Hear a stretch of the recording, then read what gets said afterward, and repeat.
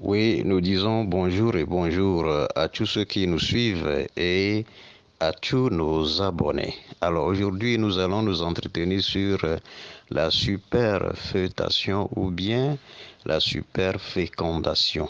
Alors, quand nous voulons parler de la superfécondation, on peut dire que c'est un phénomène. C'est un phénomène, mais on ne peut pas parler de ça sans parler des jumeaux, hein, monozygotes et puis dizygotes. Il faut commencer par là afin qu'on puisse bien comprendre la superfétation ou la superfécondation dont nous allons parler ici, qui est un phénomène.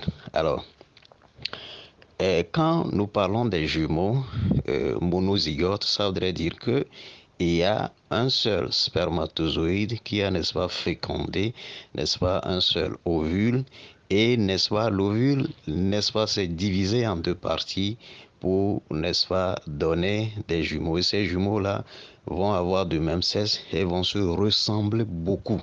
Et c'est ça qu'on appelle des vrais jumeaux. Alors, pour la fécondation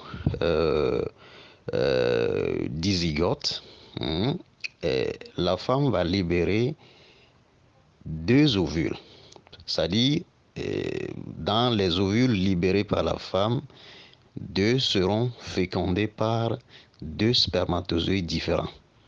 Là, vous allez voir que des jumeaux de ce genre seront de sexe différents et ne vont pas se ressembler. Et ça, on l'appelle, n'est-ce pas, des jumeaux, des faux jumeaux. Voilà, des faux jumeaux provenant de la dizygote, donc des jumeaux dizygotes. Alors, rentrons dans le sens de la superfécondation. Oui, ça peut arriver de nos jours, mais si on ne s'y connaît pas la matière, on ne va pas le constater. Alors, et vous savez, la, la superfécondation ou bien la superfétation se définit comme euh, une femme qui est déjà enceinte et est, n'est-ce pas, tombée enceinte encore tout en étant enceinte.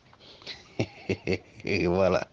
La femme est déjà enceinte, mais c'est encore tombée enceinte. Voilà.